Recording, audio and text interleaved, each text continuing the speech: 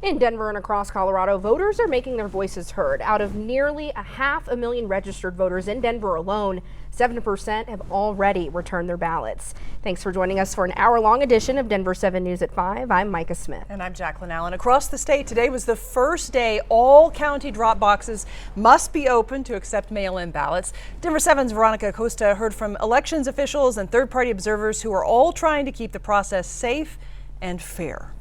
With only 15 days to go until Election Day, mail-in ballots are beginning to stack up inside of drop boxes across Colorado.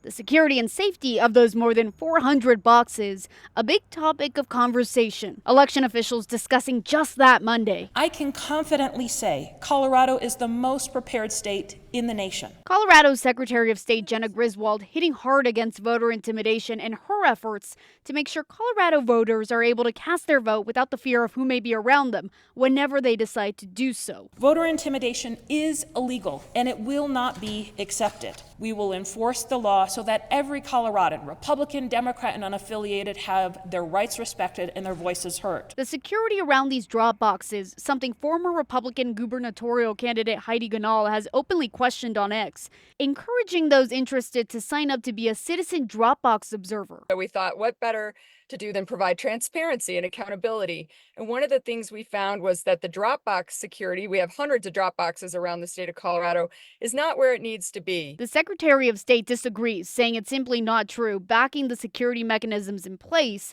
She says there is zero tolerance when it comes to voter intimidation. When it comes to drop boxes, Colorado's drop boxes are secure. We have 24-hour video surveillance on all of them, and they are secure into the ground. They are stuck there. While observers can be near drop boxes, those with campaign slogans and candidate attire cannot be within 100 feet of a drop box or voting center. Also, it is legal to drop off up to 10 ballots at a time if, for example, someone is dropping off for their elderly neighbors. As long as people follow the law, everything will be fine. If there's not, we'll escalate to law enforcement very rapidly. In Denver, Veronica Acosta, Denver 7. In the lead up to Election Day, the candidates in the presidential race are putting a major emphasis on early voting. That's a change for Donald Trump, who 4 years ago raised doubts about the legitimacy of early ballots. This time around, he's encouraging supporters to get out early and vote. Now, typically, early voting and mail-in ballots have favored Democrats. Voters in North Carolina, one of the toss-up states, lined up for hours to cast their ballots when early voting there started last Thursday. I've been out here 15 to 20 minutes now, and it looks like it'll be 45 minutes. Roughly 2 hours. I waited 2.5 hours, and maybe more. It was overwhelming when I walked up because the line was wrapped all the way around the building.